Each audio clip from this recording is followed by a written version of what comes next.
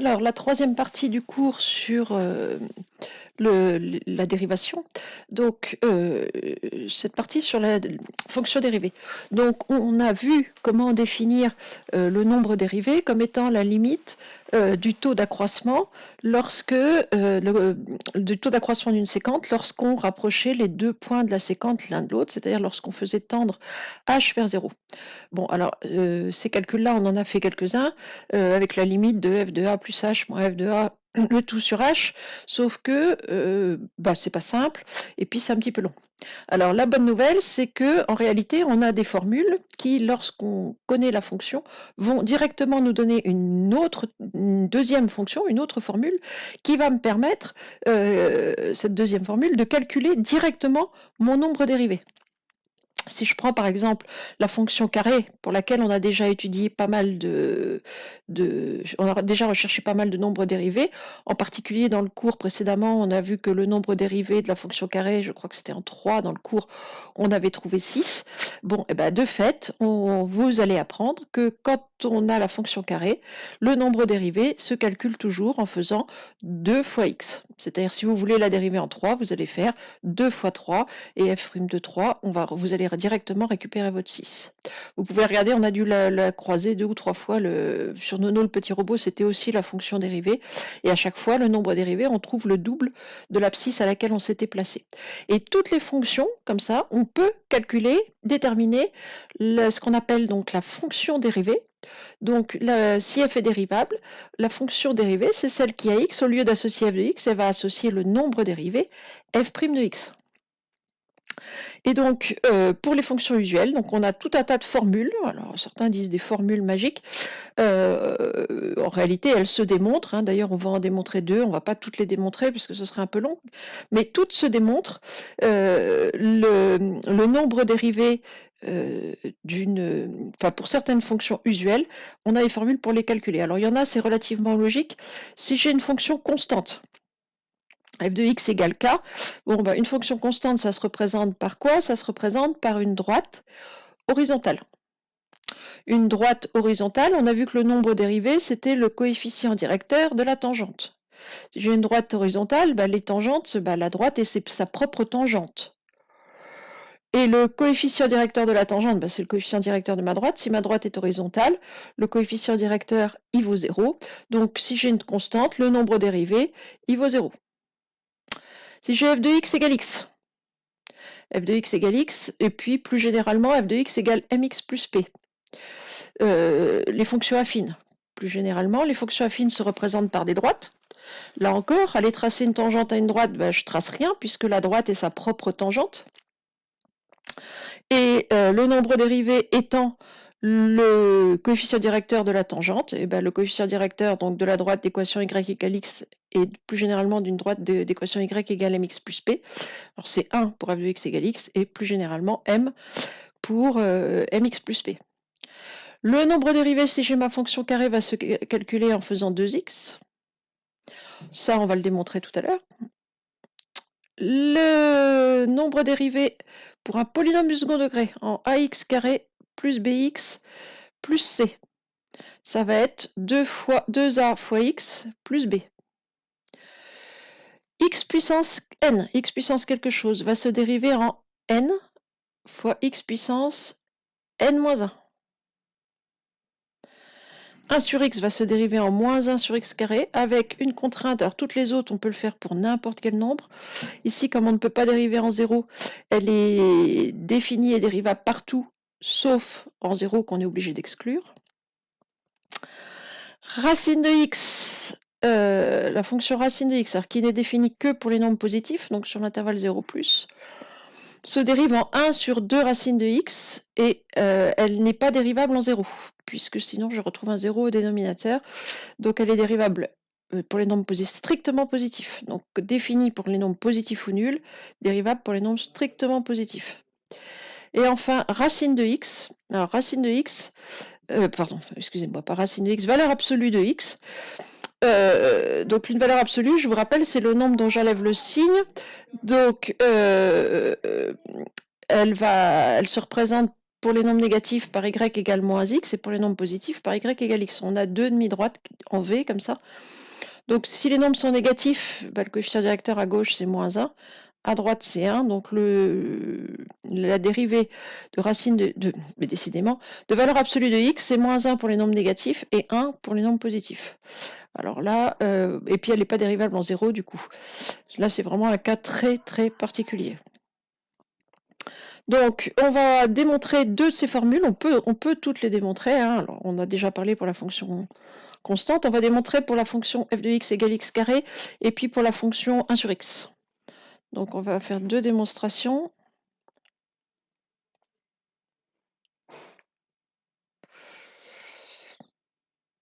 Alors, la première, on va prendre f de x égale x carré. Donc, on prend un réel.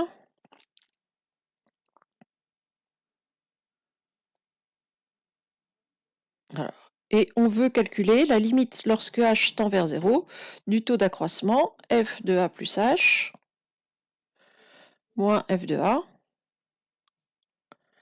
sur h. Alors, c'est un calcul qu'on a déjà fait plein de fois avec non pas a, mais on l'a fait avec 2, on l'a fait avec 3, je crois qu'on l'a fait avec moins 1. Donc ici, on va le refaire. Hein. L'image de a plus h par la fonction carré, ça va être a plus h au carré. Moins l'image de a, bah, c'est a au carré. Le tout sur h. A plus h au carré, c'est une identité remarquable. La même manière que vous avez appris a plus b au carré, voilà, c'est a plus h. Donc on va avoir a carré plus 2ah plus h carré moins a au carré, le tout sur h. On a a carré moins a carré.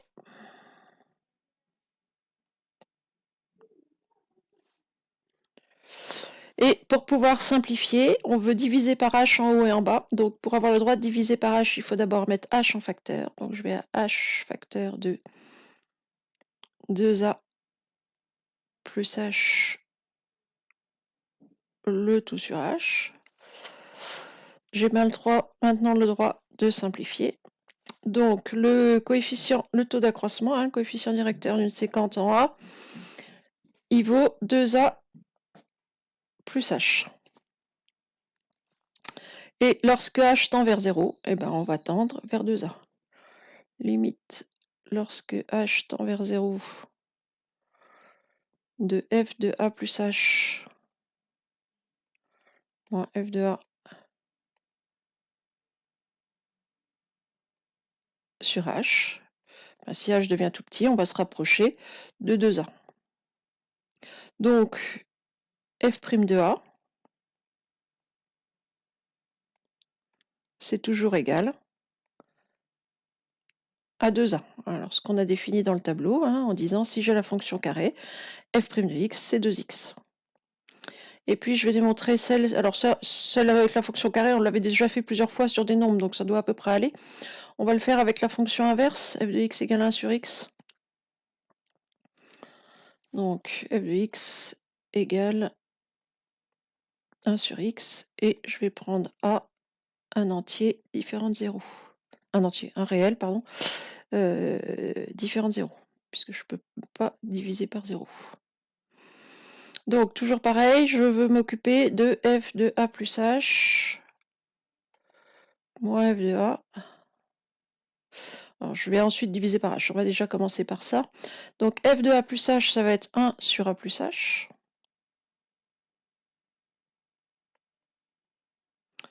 Moins f de a, donc moins 1 sur a. Je me retrouve avec deux fractions à soustraire. Pour soustraire deux fractions, je vais être amené à les mettre au même dénominateur. On en a déjà parlé, on a fait un exercice qui ressemblait à ça. Je ne sais plus, enfin bon, on avait un truc avec un 3 plus h, je me souviens.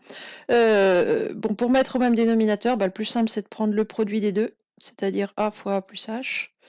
Donc celle-ci, je vais multiplier en haut et en bas par a, et l'autre, je vais multiplier en haut et en bas par A plus H.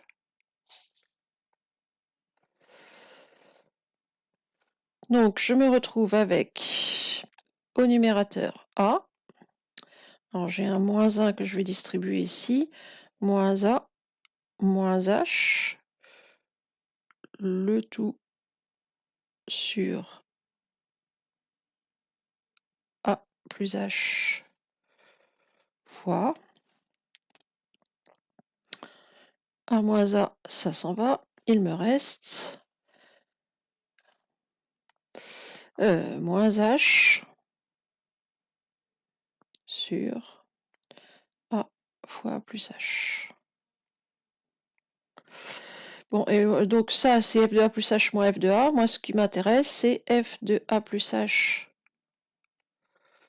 moins f de A sur H. Donc ça, c'est...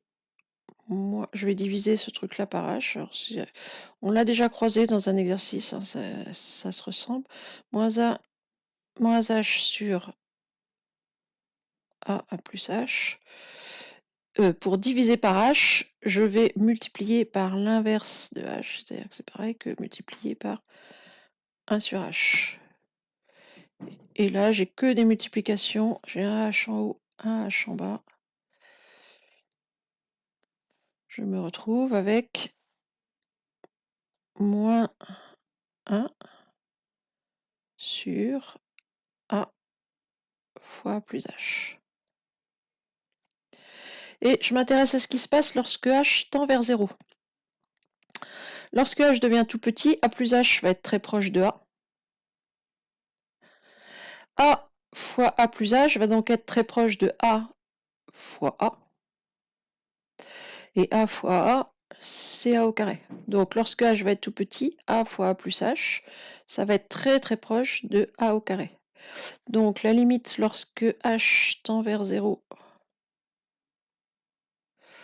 de f de A plus H moins f de A, le tout sur H, ça va être moins 1 sur A au carré.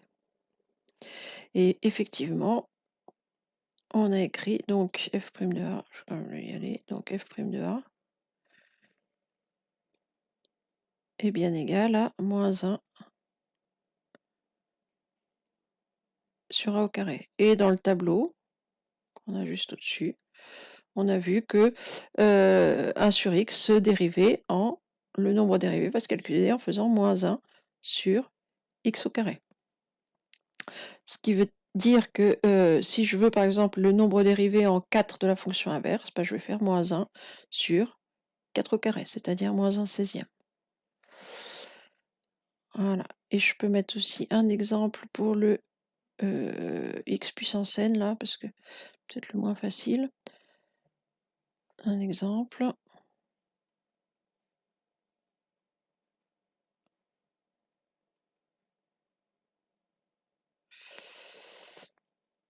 Si f de x égale par exemple x puissance 5, alors comment je vais calculer le nombre dérivé f' de x?